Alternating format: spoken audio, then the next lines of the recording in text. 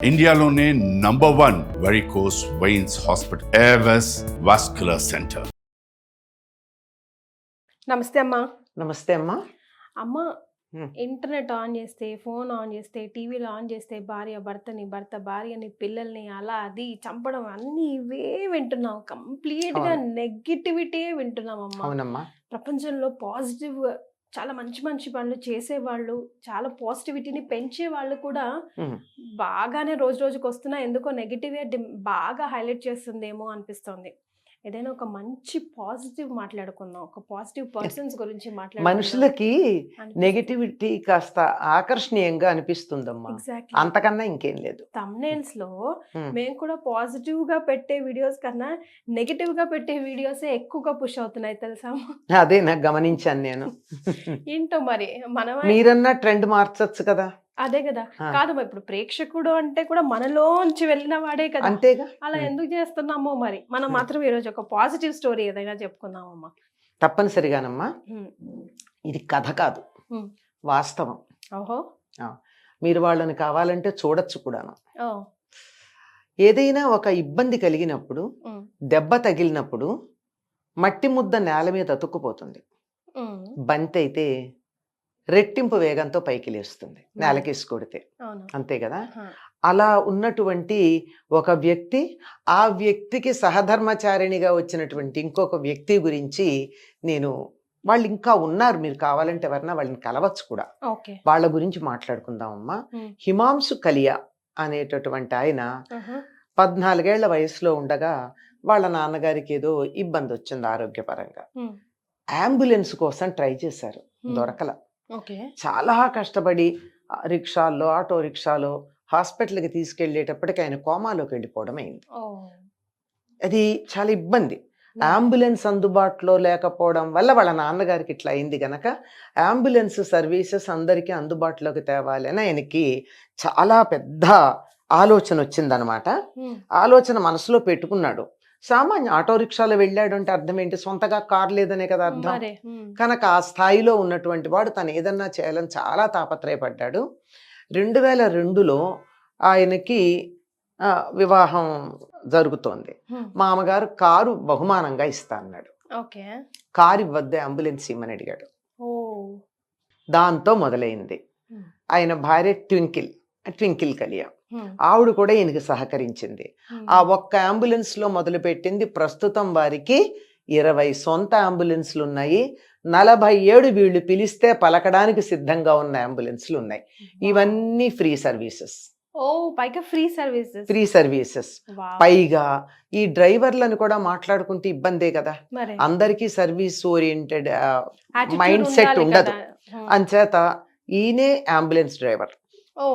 ఈయన భార్య కూడా అంబులెన్స్ డ్రైవర్, ట్వింకిల్ కలియా. అంటే మొట్టమొదటి అంబులెన్స్ డ్రైవర్ ఎవరు అంటే ట్వింకిల్ కలియా ఇన్ ఇండియా. ఢిల్లీలో ఉంటారు వాళ్ళు. అది ఆవిడ అంబులెన్స్ నడుపుతుంది. అంబులెన్స్ నడపడం ఒకటేనా, ఆవిడకి స్త్రీ శక్తి అవార్డు కూడా వచ్చింది.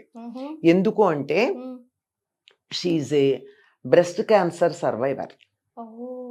అయినా కానీ తన అంబులెన్స్ డ్రైవ్ చేస్తుంది. వీళ్ళిద్దరూ ఇప్పుడు 20 అంబులెన్స్లు వీళ్ళకి సొంతంగా ఉన్నాయి. కానీ 20ని ఇద్దరు నడపలేరు కదా. వాళ్ళు కొంతమందిని ఎంగేజ్ చేసుకుంటారు. పగటిపూట ఎవరు నడిపినా రాత్రిపూట మాత్రం వీళ్ళే నడుపుతారు, ఈవిడ గాని ఆయన గాని. ఇప్పుడు వీళ్ళ అమ్మాయి కూడా మెడికల్ కోర్స్ ఏదో చేస్తోంది. అది పూర్తయ్యాక తను కూడా వాళ్ళకి హెల్ప్ చేస్తానని చెప్పింది. ఇందులో ఓన్లీ డాటర్. ఆ ఫ్యామిలీ అలాంటిది. ఇంతవరకైనా వీళ్ళు చేసింది COVID-19 వచ్చినప్పుడు వీళ్ళు చేసినటువంటి సర్వీస్ అయితే ఇంత అంతా కాదు, మామూలుగా చేయలేదు. కోవిడ్ టైంలో 400 మంది పేషెంట్స్ ని వాళ్ళ అంబులెన్స్లో తీసుకెళ్లారు. అంబులెన్స్ కూడా రావడానికి ఇష్టపడరు ఎవరు, వీళ్ళు కూడా ఉన్నారు అందులో. వీళ్ళే ట్రాన్స్పోర్ట్ చేశారు అంబులెన్స్ లో. తర్వాత 200 మంది కోవిడ్ పేషెంట్స్ ని క్రిమేట్ చేశారు. ఈ 200 మందిని చేయడమే కాకుండా ఎక్కడన్నా అనాథ ప్రేతలు ఉంటే వీళ్ళు చక్కగా వాళ్ళ పద్ధతిని అనుసరించి అనాథ ప్రేత సంస్కారం చేస్తారు. ముఖ్యంగా ఆడవాళ్ళు చేయడం, మనం సొంత వాళ్ళకే చేయడం చూడం, అందులో ఆవిడ కూడా చేసింది. చేతులెత్తి దండం పెట్టాలి. చేతులెత్తి దండం పెట్టాల్సిందే. చాలా గొప్ప సర్వీసెస్. అమ్మా. సుమారుగా వీళ్ళిప్పటికీ 80,000 మంది పైగా సేవ చేశారు. వీళ్ళ సేవలు అందుకున్నారా? 80,000 మంది పైగా వీళ్ళ Oh సేవలు my అందుకున్నారు. gosh, ఎంత పుణ్యం మూట ఎంత కట్టుకున్నారమ్మా. పుణ్యం మూట కట్టుకున్నారు. మామూలుగా అయితే అనాథ ప్రేత సంస్కారం అంటే అశ్వమేధం చేసినంత ఫలం అంటారు. మ్హూ. అనాథ ప్రేత సంస్కారం చేస్తే, ఒకటి చేస్తే. ఒక్కటి చేస్తే. మరి వీళ్ళు 200కు పైగా కోవిడ్ పేషెంట్స్ లేని చేశారు. ఇంకా ఎంతమంది ఎక్కడున్నా చేస్తూనే ఉంటారు. వీళ్ళు ఈవిడికి స్త్రీ శక్తి అవార్డు వచ్చింది. ప్రైమ్ మినిస్టర్ నుంచి అవార్డు తీసుకున్నారు. నేషనల్ ఇంటర్నేషనల్ అవార్డ్స్ చాలా వచ్చాయి. ఎన్ని వచ్చినా వాళ్ళు మాత్రం చాలా సింపుల్ లివింగ్ అమ్మా. వాళ్ళ అతి మామూలుగా ఉంటారు. ఆయన ఆవిడ కూడా హిమాంశు అండ్ ట్వింకిల్. నేను వాళ్ళని అదే అన్న, హిమాంశు అంటే చంద్రుడమ్మా, ట్వింకిల్ అంటే నక్షత్రం. చంద్రుడు తారలాగా మీరిద్దరు కలిసి అలా మెరుస్తూనే ఉంటారు అని చెప్పి. సూపర్. అవును కదమ్మా. నేను వాళ్ళిద్దరికి అదే చెప్తే దేవర్ సో హ్యాపీ ఆ మాట చెప్పినప్పుడు. కలియా అంటే మొగ్గలు కదా, మీరు ఇలాగే మొగ్గల్లాగా ఉన్నవాళ్ళు వికసించి 10 మందికి మంచి సువాసనలు పంచుతున్నారు అని చెప్తే వాళ్ళు పొందిన ఆనందం ఇంత అంతా కాదు. ఇటువంటి వాళ్ళని కలవడం కూడా మనకి జన్మధన్యం అనిపిస్తూ ఉంటుంది. వీళ్ళకి కొన్ని టీవీ ఛానల్స్ లో కూడా వాళ్ళ ఇంటర్వ్యూస్ వచ్చినట్టున్నాయమ్మా. ఇంటర్నేషనల్ అవార్డ్స్ కూడా వచ్చాయి. వాళ్ళు అయినా ఈ సర్వీస్ ఇప్పటికీ మానరు. ఇంకా చేస్తూనే ఉన్నారు. రాత్రిపూట మాత్రం అంబులెన్స్ కావాలంటే వీళ్ళిద్దరే పెడతారు. వీళ్ళల్లో ఎవరో ఒకళ్ళు, ఇక లేనప్పుడు ఎవరినన్నా అడగడం.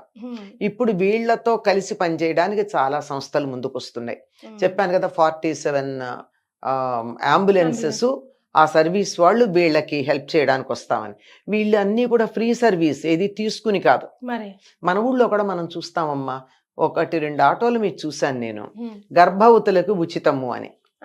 ఆ గర్భవతులు అయితే తన ఆటోలో ఊరికే తీసుకెళ్ళి అక్కడ చేరుస్తాను అని. అంబులెన్స్ కూడా కాదు. అంటే మనసు ఉండాలి కానీ సహాయం చేయడానికి మార్గం ఏమిటి?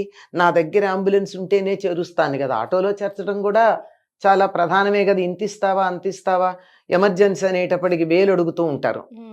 మన వాళ్ళకి ఆవిడ ప్రాణం ముఖ్యం కదా, వాళ్ళు ఎంత అడిగితే అంత ఇచ్చి చేరుద్దాం అనేటటువంటి తాపత్రయంలో ఉండడం జరుగుతుంది.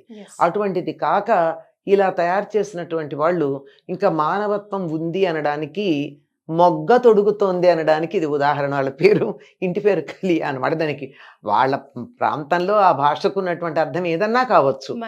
హిందీలో కలియా అంటే మొగ్గలు, వీళ్ళిద్దరూ మానవత్వపు మొగ్గలు అని మనం చెప్పుకోవచ్చమ్మా. వీళ్ళ జీవనాధారం ఏంటో అమ్మ మరి?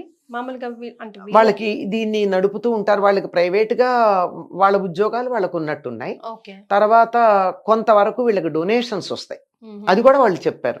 ఆ డొనేషన్స్ అన్ని కూడా దానికే సర్వీస్, వీళ్ళకి కాదు. పూర్తిగా ఇప్పుడు అంబులెన్స్ ఒక డొనేట్ చేశారు అనుకో, దాన్ని అంబులెన్స్ కే వాడతారు. లేదు మేము సర్వీసెస్ ఇస్తాము, మా దగ్గర మేము ప్రత్యేకమైన మాకు ఒక అంబులెన్స్ సర్వీస్ ఉంది, మేము మామూలుగా నడుపుతాం, మీరు అడిగితే మేము ఫ్రీగా ఇస్తాం అని ఇచ్చేవాళ్ళు. ఇట్లా ఉన్నారు కొన్ని సంస్థలు.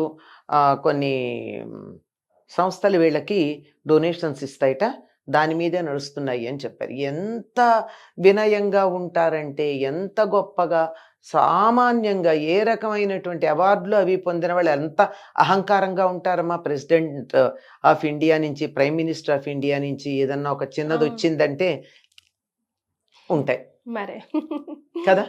అవి లేకుండా అతి సామాన్యంగా ఉంటారు.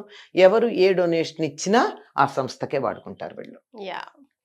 ఇటువంటి వాళ్ళ గురించి మనం చెప్పుకుంటే, మంచితనం గురించి మాట్లాడుకుంటే దాన్ని వ్యాప్తి చేసినట్టు అవుతుంది. కనీసం వింటున్నప్పుడు మాట్లాడుతున్నప్పుడన్నా మనలో మంచితనం పెరుగుతుంది.